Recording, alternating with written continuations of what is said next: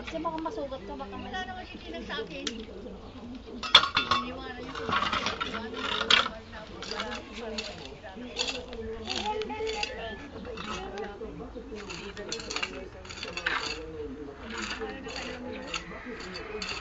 Nagpapala. Natanggal, be.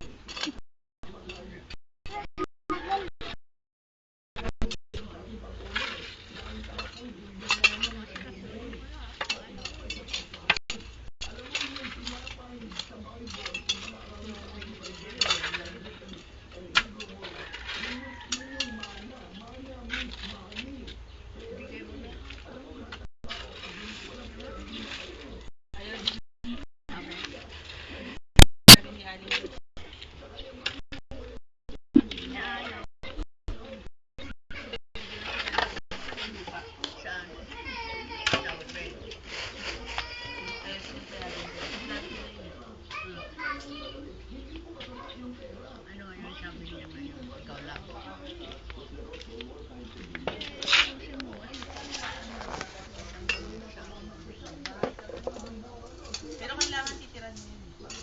Pinabangan mo. Tapos magbabayad ka ng mga... Siyempre, mabayaran mo. Hindi naman binabayaran niyo doon. Bakit ang dami binabayaran? Sa capital. Yung bahay. Yung bahay. Wala pa naman bahay eh.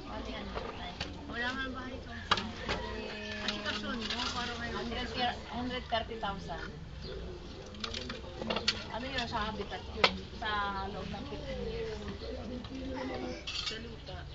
Siya naman yun doon. Kung kakas, 90 lang. Si Birna din naman bahala na doon eh. Ikaw na nagbahala doon. Wala na ah. Ipakasaan mo lang sa mata mo eh. Kaya naka-helmet, nakakatawa.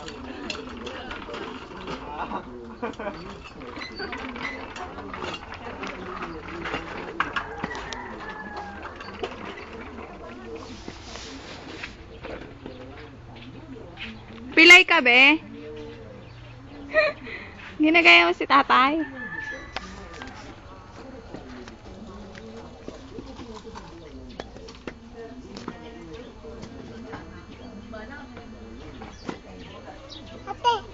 Ate!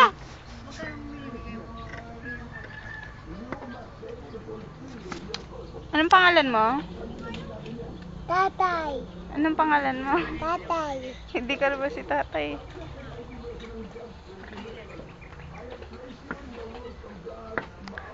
Pilay ka, be? Pilay siya eh. Nay, pilay siya. Tingnan mo. Sira ulo eh, no?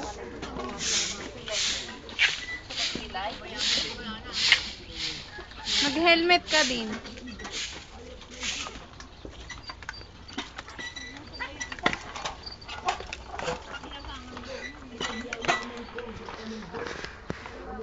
Ate.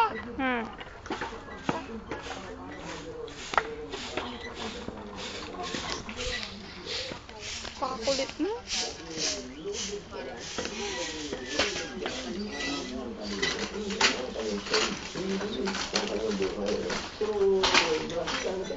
Papakita lang ito na talagang ang tao talaga, hindi talaga siya satisfied, hindi siya talaga kanyang buhay. Pag hindi talaga... Kay Osep Pilay, oh.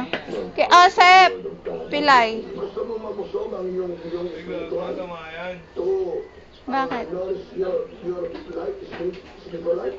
So what of God? Hindi pagkain ako ano-ano pagkain sa barat ng lupa. Kaya nga napakagaling. Sabi ng 1 Peter chapter 2 verse 2, Mother Ronnie. Bakit?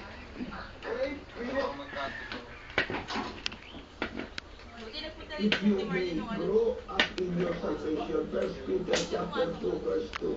Sabi dito ng Tagalog, brother natin, gaya ng sanggol, tayo lumalabit sa gatas na isipan upang umulad sa pananampalataya ng hanggang kamtan ang ganap na kaligtasan. Hindi lalago ang buhay espiritual ng tao, pananampalataya ng tao, without the word of God. Ay nako, nakapwesto na naman.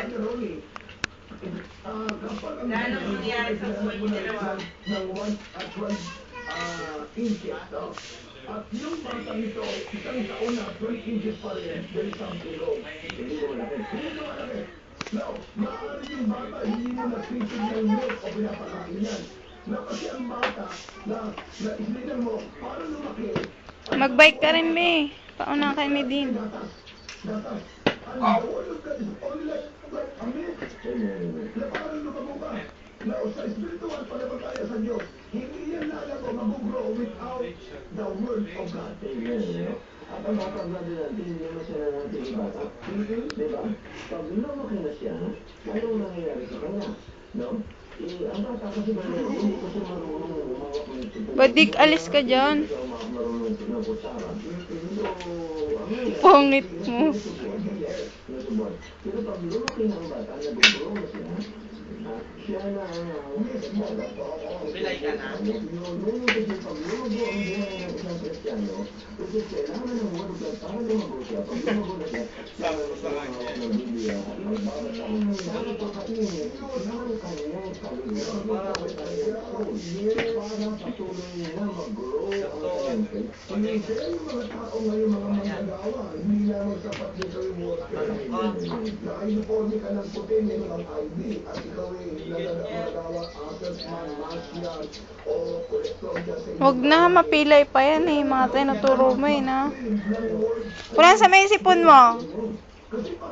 Darrell.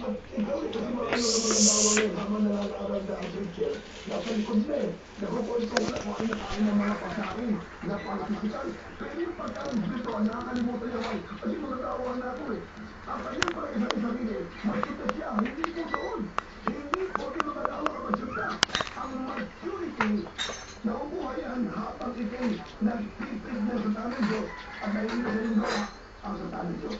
Amen. So, napakahalaga itong araw na ito, Brad Santi, na kung saan ay kailangan talaga pala ng mga magagawa na sila din mismo ang susubo sa sarili nila. Kasi actually, ang word of God naman, hindi pag na-express yun, isang verse lang, 2 verse lang. Pero, no, ano yung tinuturo na tayo ay magbasa, magsalisip, mag-aral, kasi sinasabi din naman ang salita ng Diyos eh. Sa John chapter 5 verse 39, sabi din, salisipin ninyo ang salita ng Diyos, para masumpuan ninyo ang buhay na wala ng kasalanan. John chapter 5 verse 39. So, ito ay inuutos talaga na tayo, hindi lang ito siya sa mga Christian.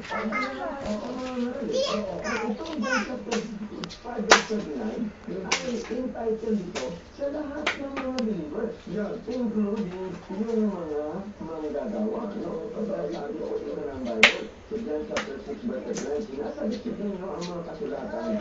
Naniwalang doon ng matatagpuan ang buhay na walang hanggan.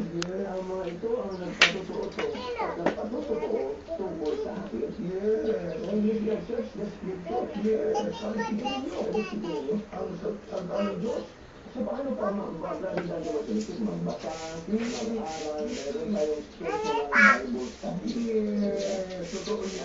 Totoo naman din natin tayo dito sa WSI. Mga pangaral ng mga picture, pangaral ng Balimite. Kailangan pa rin natin talaga ng personal na pag-aaral mismo ng salita niyo. Ito na yun para masusubuan mo at mapapakain mo yung kaluluwa.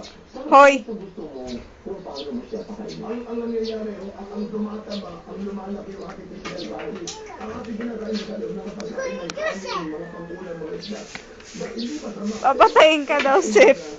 Ang ginagawa namin, matapos kami magtanong sa prayer meron din ito. At meron kami mga word of God na nakalagay doon. Every morning, unang pagkain ng aming kaluluwa. Every day yan. For how many years na mag-inom sa Panginoon? But you're amazing. Kukunin ko yan, hindi ko nabibigay sa iyan. Gusto mo ba yun? Darrell, ikabit mo na yan doon. Every time na may mangyari sa buhay mo, Like ka meron pala na. Ano, yung word of God na binasag ko na umaga. Nanonood sa puso mo yan at sa iyong katawan at sa iyong isipan. Kaya naman pag ano ang mga problema, gusto mo gumawa ng matusukan, gumawa ka ng masama, laging inirin mo ng word of God sa iyo na hindi dapat gawin yan, mali yan. Bakit? Kasi puno-puno ang buhay ng word of God. At hindi ka pwedeng hawakan ng kaaway. Kasi Rodney, maniwala ka. Pag ginawa mo lang ng away, mapapapasok sila. Because the word of God is also like a fire. Nakita mo yan? Hallelujah. Katulad ng ako yan, mahal na sa Jeremiah. Jeremiah yan, tumutupok no, sa mga matitigas na ba? Yes. At tulad ka ng apoy. So, yan ang kapangyarihan ng word of God. Kaya ang word of God, pag once na tinanggap mo ito, tumatak sa tayo mo, kahit na mga kansot ka sa loob ng katawan mo, sunog yan. Hallelujah. Amen. Amen. Totoo yan. Totoo yan. Kasi ang physical na apoy, pag ang building ay natunog, pati yung bakal lumalambot. Ano yan? Kasi ka lang yun.